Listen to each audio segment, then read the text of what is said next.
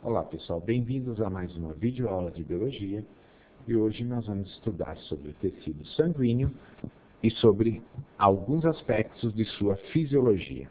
Estou aqui com o conteúdo multimídia, Fisiologia do Sangue, para mostrar alguns aspectos desta aula. Primeira coisa, qual a origem do sangue? O sangue é um tecido do tipo conjuntivo, também chamado de tecido hematopoético.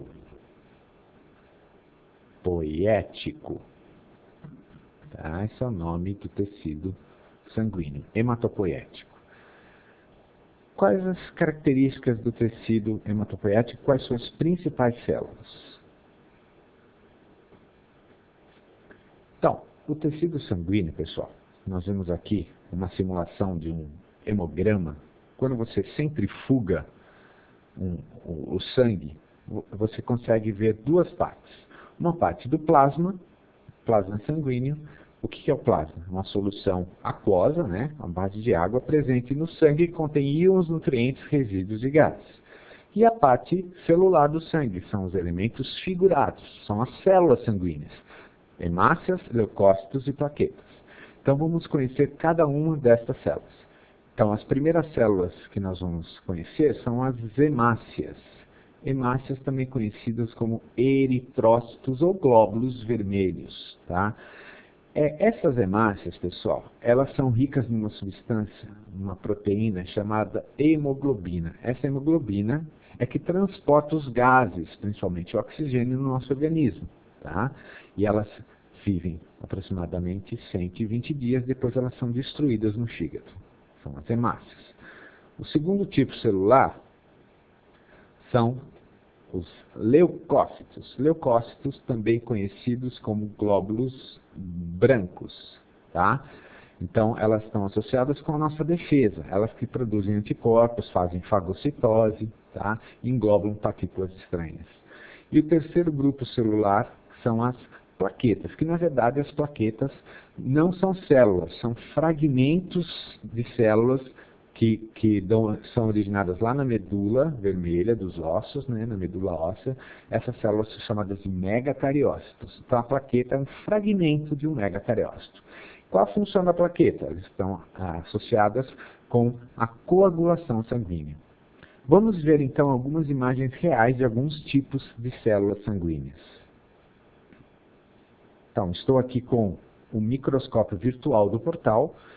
Então vamos em histologia humana, tecido conjuntivo, que é o tecido que o sangue faz parte, e vamos clicar aqui em sangue. Então pessoal, vamos ver primeiro os glóbulos vermelhos. Aqui eu tenho, um pouco aumentado, algumas hemácias. Qual a característica principal das hemácias? Primeiro, elas não têm núcleo, são anucleadas, por isso que a vida delas é mais curta que as demais células. Elas são constantemente renovadas para o nosso sangue. Tá? Então aqui vocês podem ver aumentado, a hemácia não tem núcleo e ela apresenta formato bicôncavo, com duas concavidades que dão esse formato característico das hemácias. Depois, um dos glóbulos brancos, vamos aumentar aqui, que é este que está aqui representado, é um linfócito. O linfócito é um glóbulo branco muito específico que atua na defesa humoral, produzindo anticorpos, né? E é muito importante, tá? Na nossa defesa. Um outro tipo de glóbulo branco é o neutrófilo. Então, o neutrófilo, vamos ver, ele está aqui no meio das hemácias também, né? Vejam como tem muito mais hemácias do que glóbulos brancos no sangue. Então, os neutrófilos, estes aqui são especialistas em fagocitose. O que quer dizer fagocitose?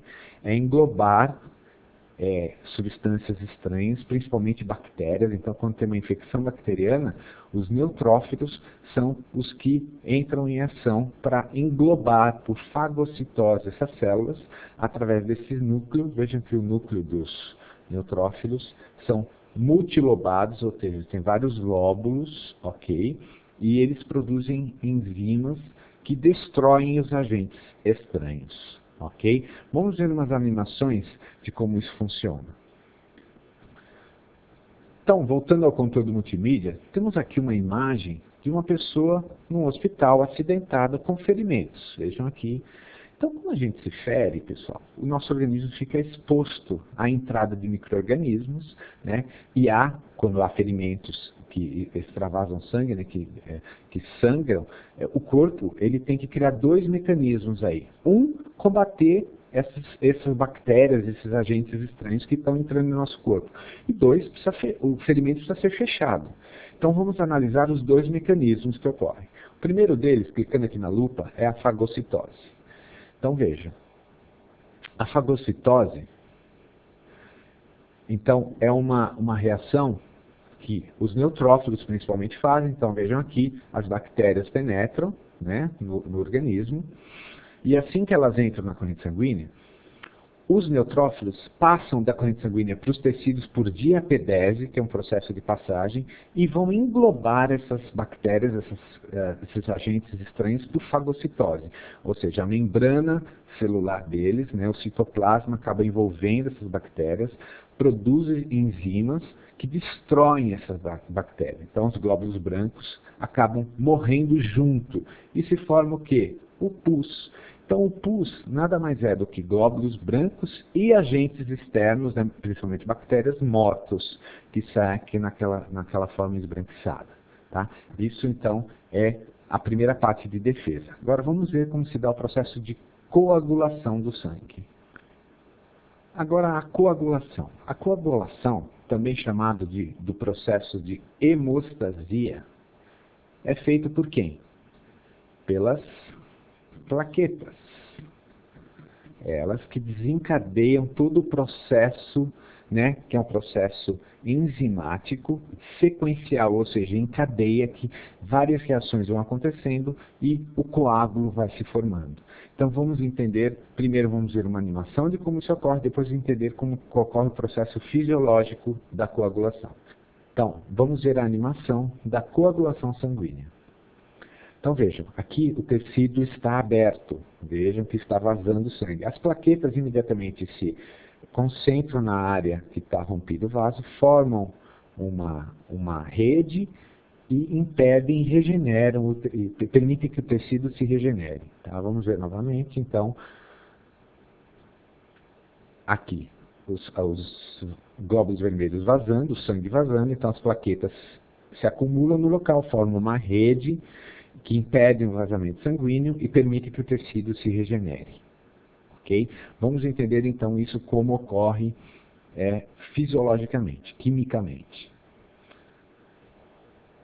Então vamos entender aqui, pessoal, como se dá o mecanismo fisiológico de coagulação sanguínea. Então, como é que começa a coagulação?